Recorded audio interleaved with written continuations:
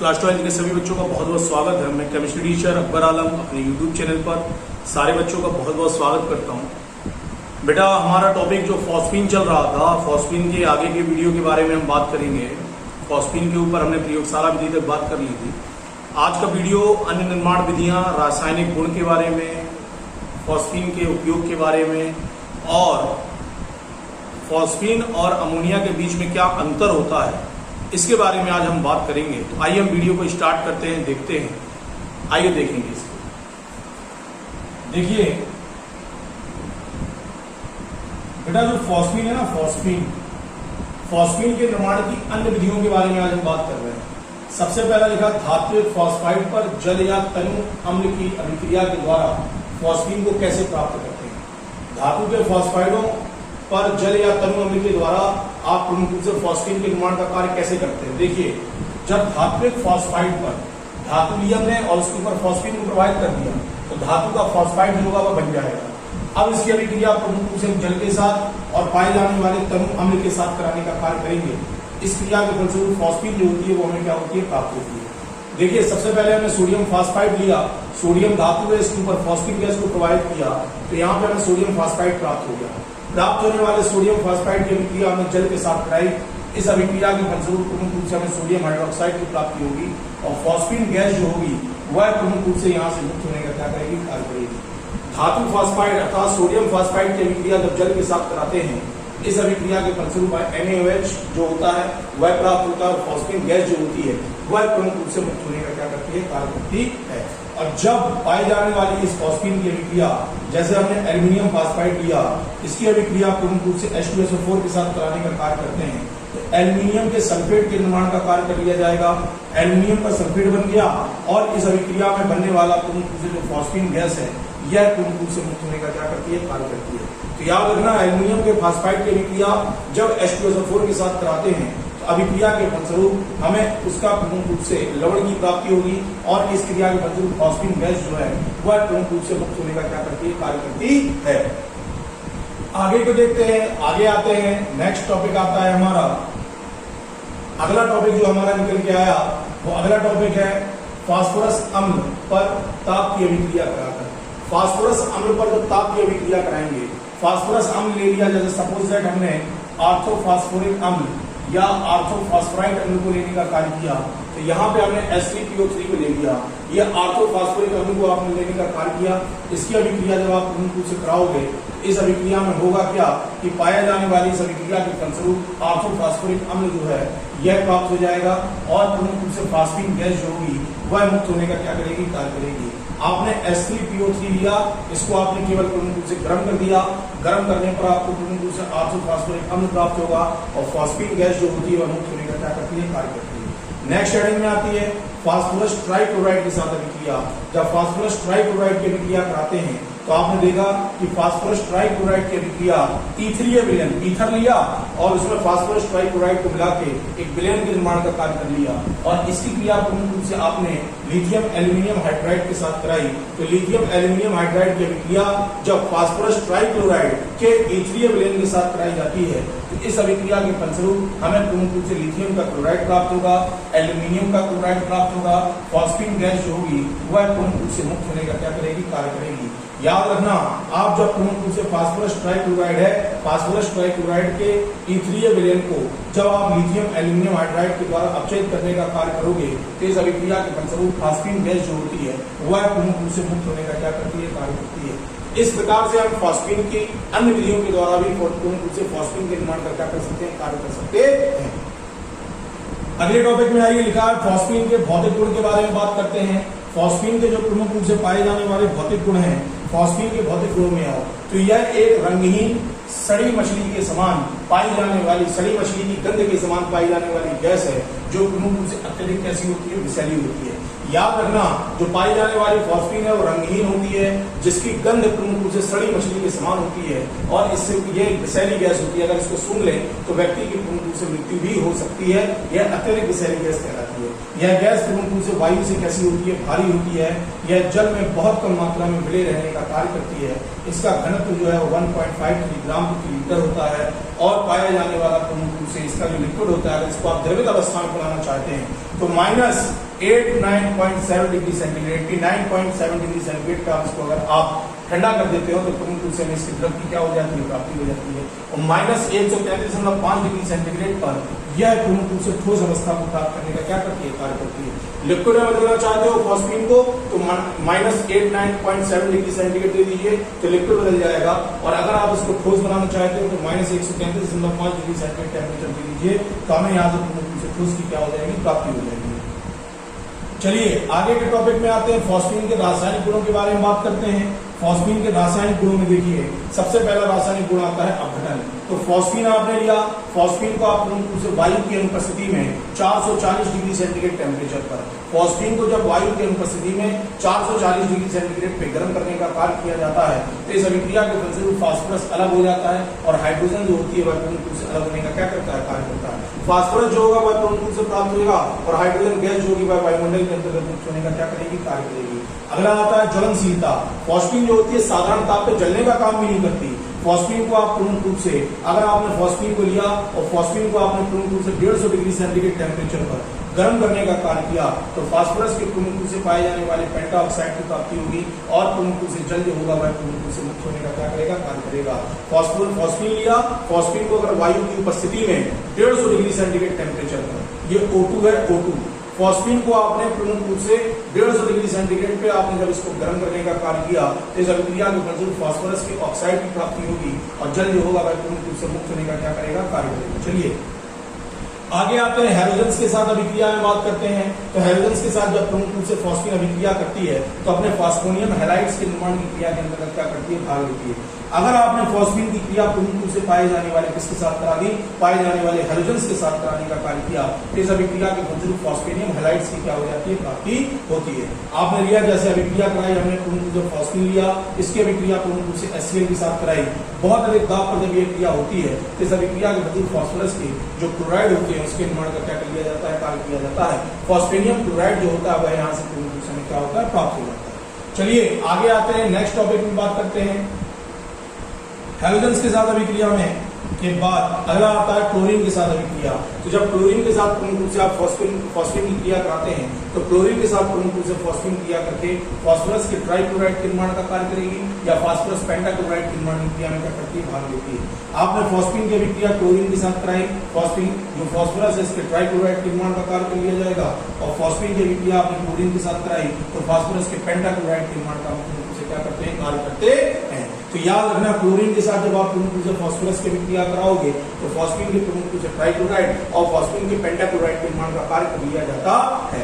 इस प्रकार से ये टॉपिक आया हमारे पास। चलिए इस टॉपिक के कुछ और चीजों को हम देखते हैं।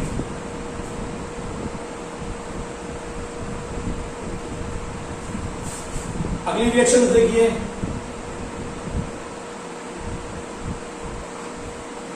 अगली रिएक्शन है इसमें सोडियम के साथ अभिक्रिया। भैया ये बहुत इंपॉर्टेंट अभिक्रिया है। आप जब प्रमुख रूप से पाए जाने वाले सोडियम के साथ अभिक्रिया कराते हो तो फॉस्फीन की अभिक्रिया जब प्रमुख रूप से आप सोडियम की क्रिया फॉस्फीन के साथ कराओगे तो सोडियम के फॉस्फाइड की प्रमुख रूप से क्या हो जाएगी, प्राप्ति। अगर आपने फॉस्फीन की अभिक्रिया प्रमुख रूप से पाए जाने वाले सोडियम के साथ कराई तो इस अभिक्रिया के फलस्वरूप फॉस्फीन के प्रमुख रूप से पाए जाने वाले सोडियम फॉस्फाइड के निर्माण का क्या किया जाता है, कार्य किया जाता है। फॉस्फीन की अभिक्रिया सोडियम के साथ कराने पर सोडियम फॉस्फाइड के निर्माण का कार्य किया जाता है। यह अभिक्रिया इसकी बहुत इंपॉर्टेंट है। सिल्वर नाइट्रेट की अभिक्रिया सबसे ज्यादा पूछा जाने वाला क्वेश्चन है। 2 नंबर में यह क्वेश्चन अति लघुत्तरीय में पूछा गया है, इसलिए इसको हमें विशेष तौर पर ध्यान देना है। याद रखना सिल्वर नाइट्रेट के साथ अभिक्रिया, तो अमोनिया जो है अमोनिया सिल्वर नाइट्रेट के साथ क्रिया करके, सॉरी यहाँ पे अमोनिया नहीं फॉस्फीन है, फॉस्फीन यहाँ पे अमोनिया नहीं है, फॉस्फीन है। आप जब प्रमुख रूप से पाए जाने वाले फॉस्फीन की अभिक्रिया, जब आप फॉस्फीन की अभिक्रिया सिल्वर नाइट्रेट के साथ कराने का कार्य करते हो, फॉस्फीन की अभिक्रिया जब सिल्वर नाइट्रेट के साथ कराई जाती है तो सर्वप्रथम प्रमुख रूप से पाए जाने वाले सिल्वर के फॉस्फाइड की प्राप्ति होगी जो प्रमुख रूप से काले रंग के अवक्षेप के निर्माण का क्या करती है, कार्य करती है। प्राप्त होने वाले प्रमुख ऊर्जा सिल्वर का ये जो फॉस्फाइड है, इसको आप जब लेकर इसको प्रमुख ऊर्जा सिल्वर नाइट्रेट के अधिक में, मतलब और अधिक मात्रा में सिल्वर नाइट्रेट ले लें तो उसकी अधिक मात्रा में प्रमुख ऊर्जा यहाँ पे सिल्वर जो होता है वह प्रमुख ऊर्जा क्या होता है, अपचयित हो जाता है और अभिक्रिया के फलस्वरूप हमें सिल्वर क्या होता है, प्राप्त होता है। जो प्रमुख ऊर्जा प्राप्त होने वाला सिल्वर होता है ये काले अवक्षेप के रूप में हमें क्या होगा, प्राप्त होगा। ये रिएक्शन बहुत इंपॉर्टेंट है, सबको विशेष तौर पे याद रखना है कि सिल्वर नाइट्रेट की अभिक्रिया के बारे में बात कर रहे हैं। तो सिल्वर नाइट्रेट की अभिक्रिया में आपने लिखा जब फॉस्फीन की अभिक्रिया सिल्वर नाइट्रेट के साथ कराई जाती है तो अभिक्रिया में सबसे पहले प्रमुख रूप से पाए जाने वाला सिल्वर फॉस्फाइड बनेगा। प्राप्त होने वाला सिल्वर फॉस्फाइड है यह प्रमुख रूप से काले रंग के अवक्षेप में प्राप्त होता है। प्राप्त होने वाले सिल्वर फॉस्फाइड को, अवक्षेप को आपने लेकर इसकी सिल्वर नाइट्रेट के अधिक में और अधिक प्रमुख रूप से सिल्वर नाइट्रेट को अगर आप मिलाओगे तो अभिक्रिया के फलस्वरूप सिल्वर जो होगा वह अपचयित होने का क्या करेगा, कार्य करेगा। अभिक्रिया के फलस्वरूप नाइट्रेट अम्ल और आर्थोफॉस्फाइड अम्ल जो होगा वह प्रमुख रूप से क्या होगा, प्राप्त हो जाएगा। तो याद रखना जब सिल्वर नाइट्रेट की अभिक्रिया आप प्रमुख रूप से पाए जाने वाले फॉस्फीन के साथ कराओगे तो सबसे पहले सिल्वर फॉस्फाइड की प्राप्ति होगी जो काले रंग के अवक्षेप में प्राप्त होगा। अब यहाँ पे आप प्रमुख रूप से सिल्वर नाइट्रेट का अधिक मतलब और अधिक मात्रा में सिल्वर नाइट्रेट को जब मिलाते हो तो अभिक्रिया के फलस्वरूप सिल्वर जो होता है वो अपचयित होने का क्या करता है, कार्य करता है। रिएक्शन देख लो, पीएच3 की अभिक्रिया आपने सिल्वर नाइट्रेट के साथ कराई तो सबसे पहले यहाँ पे प्रमुख रूप से पाए जाने वाले सिल्वर फॉस्फाइड के निर्माण का कार्य किया जाएगा और प्रमुख रूप से नाइट्रिक अम्ल जो होगा वह प्रमुख रूप से मुक्त होने का कार्य करेगा। प्राप्त होने वाला सिल्वर फॉस्फाइड जो है इसकी अधिक में AgNO3 के अधिक में क्रिया कराइए तो जल के साथ जब AgN3 के विलयन के साथ आप प्रमुख रूप से जब इसकी सिल्वर फॉस्फाइड की क्रिया कराओगे तो सिल्वर अपचयित हो जाएगा, नीचे आ जाएगा, HNO3 और पाए जाने वाले H3PO3 के निर्माण का कार्य कर लिया जाएगा। चलिए आगे देखिए,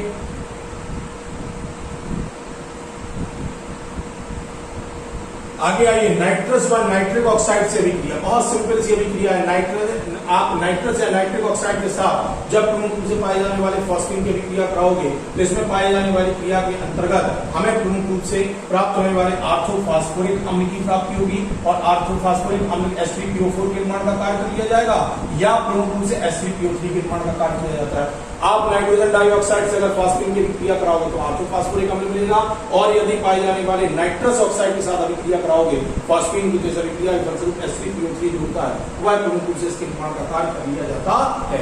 इस अभिक्रियाओं में, इन अभिक्रियाओं में सबसे इंपॉर्टेंट अभिक्रिया प्रमुख रूप से पाई जाने वाली सिल्वर नाइट्रेट के साथ अभिक्रिया है फॉस्फीन की, जिसको हमें विशेष तौर पर याद रखना है, जो आती है और बहुत इंपॉर्टेंट क्वेश्चन में गिनी जाती है। अगला देखिए फॉस्फीन के उपयोग के बारे में बात करते हैं। फॉस्फीन के उपयोग के बारे में बात करो। फॉस्फीन के उपयोग के बारे में तो इसका उपयोग धातु के फॉस्फाइड के निर्माण में किया जाता है। इसके द्वारा प्रमुख रूप से कैल्शियम फॉस्फाइड जो है, कैल्शियम की अभिक्रिया अगर आप फॉस्फीन के साथ कराओगे तो कैल्शियम फॉस्फाइड बन जाएगा, जिसका उपयोग प्रमुख रूप से धुएं के पर्दे के निर्माण में इसको उपयोग मिलाने का कार्य किया जाता है। ये सबसे ज्यादा इंपॉर्टेंट चीज है। क्वेश्चन पूछा जाता है होलम सिग्नल से आप क्या समझते हैं, तो होलम सिग्नल क्या होता है, कैल्शियम फॉस्फाइड और पाए जाने वाले कैल्शियम कार्बाइड का जो मिश्रण होता है इसका उपयोग समुद्र के जो यात्री होते हैं उसको होलम सिग्नल के लिए यूज में लाने का कार्य करते हैं। होलम सिग्नल क्या होता है, फॉस्फीन जो होती है जब वायु की उपस्थिति में पहुंचती है ना तो ये प्रमुख रूप से रेड कलर से जलने का कार्य करती है, तो सिग्नल प्रदान कर देती है। जैसे मान लीजिए कहीं पे जहाज खो गया समुद्र में तो क्या करेंगे, प्रमुख रूप से पाए जाने वाले एक ऊपर की तरफ फायर करेंगे, तो जैसे ही प्रमुख रूप से पदार्थ ऊपर की तरफ जाएगा वायु के साथ क्रिया करेगा और एक रेड कलर का प्रमुख रूप से पाया जाने वाला जो भाग है वह हमारे सामने दिखने लगेगा। तो दूर से दिख जाएगा कि हाँ यहाँ पे प्रमुख रूप से फायर हुआ है और ये रेड पार्ट यहाँ पे दिखाई देने का कार्य कर रहा है। तो जो खोया हुआ जहाज है उस तक पहुंचने में हमें प्रमुख रूप से क्या होती है, आसानी होती है। तो एक इसी प्रकार का जो सिग्नल होता है ना, इसी सिग्नल को हम होलम सिग्नल के नाम से क्या करते हैं, जानते हैं, जो प्रमुख रूप से कैल्शियम फॉस्फाइड और कैल्शियम कार्बाइड के मिश्रण से बनने का क्या करता है, कार्य करता है। अगला आ जाइए फॉस्फीन के परीक्षण के बारे में बात करते हैं। तो भैया इसकी गंध जो होती है मछली की गंध के समान होती है, पहचाना जा सकता है इसको। इसकी अभिक्रिया यदि आप सिल्वर नाइट्रेट के साथ करा दीजिए तो सिल्वर नाइट्रेट के साथ क्रिया कराने पर सिल्वर जो होता है वो काले रंग के भाग में अपचयित होने का कार्य करता है। थर्ड पॉइंट है कि कैल्शियम सल्फेट के जलीय विलयन में जब फॉस्फीन को प्रोवाइड किया जाता है तो कॉपर का जो पाया जाने वाला काला अवक्षेप होता है वह प्रमुख रूप से हमें क्या होता है, प्राप्त होता है। अर्थात ये कॉपर को उसके विलयन से क्या कर देती है, अपचयित कर देती है और हमें प्रमुख रूप से कॉपर के यहाँ से क्या हो जाती है, प्राप्ति हो जाती है। नेक्स्ट हेडिंग देखिए भैया, पीएच3 की संरचना के बारे में बात करते हैं। पीएच3 की संरचना में देखिए भाई, पीएच3 में देखो फास्फोरस की पाई जाने वाली संयोजकता का मान कितना होता है, 5। इसने क्या किया, पाए जाने वाले प्रमुख रूप से हाइड्रोजन के साथ एक इलेक्ट्रॉन का साझा कर लिया, तो एक इलेक्ट्रॉन का साझा कर लिया, 2 इलेक्ट्रॉन इसके पास शेष बचे हुए हैं। पाए जाने वाले प्रमुख रूप से जो फॉस्फीन होती है इसमें 2 हाइड्रोजन बंध के बीच की दूरी जो होती है, 2 हाइड्रोजन बंध के बीच की दूरी, ऐसे आप लिख लीजिए H, यहाँ पे लिख लिया H। तो यहाँ पे प्रमुख रूप से इनके बीच की जो दूरी होगी ना, इनके बीच की दूरी प्रमुख रूप से कितनी होगी, 93 डिग्री प्रमुख रूप से रहने का क्या करती है, कार्य करती है। आपसे पूछ लिया जाए पीएच के आबंध की दूरी, मतलब फास्फोरस और हाइड्रोजन के बीच में जो बनने वाली दूरियां होती हैं वह कितने प्रमुख रूप से रहने का कार्य करती है। तो इनके बीच की दूरी जो होती है वो 1.42 एंगस्ट्रॉम जो होती है वह रहने का क्या करती है, कार्य करती है। चलिए आगे आइए, तुलना कर रहे हैं। ये तुलना भी बहुत इंपॉर्टेंट है, top most, very very most important question है ये।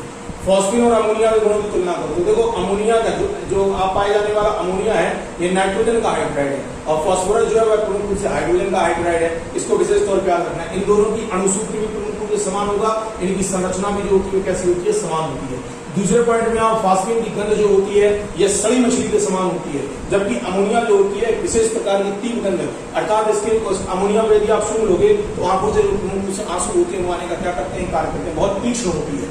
इसके बाद फॉस्फीन जो होती है हवा से भारी होती है, इसका वाष्प घनत्व प्रमुख रूप से 17 होता है, जबकि अमोनिया जो होती है यह प्रमुख रूप से इसकी जो अमोनिया जो है यह प्रमुख रूप से कैसी होती है, हल्की होती है और इसका वाष्प घनत्व 8.5 होता है। चलिए आगे आ जाइए चौथे पॉइंट में, फास्फीन जल में कम मिले जबकि अमोनिया जल में प्रमुख रूप से बहुत अधिक मात्रा में मिले रहती है। इसके बाद फॉस्फीन जो है धातु के लवण के साथ विलयन की क्रिया करके धातु के फास्फाइड के निर्माण का कार्य करेगी, जबकि पाई जाने वाली अमोनिया जो होगी वह हाइड्रोक्साइड के निर्माण की क्रिया करके क्या करती है, भाग लेती है। याद रखना फॉस्फीन की क्रिया धातु के लवण के साथ कराओगे धातु का फास्फाइड बनेगा, यदि अमोनिया के साथ इसकी क्रिया कराओगे धातु के हाइड्रोक्साइड के निर्माण का कार्य किया जाएगा।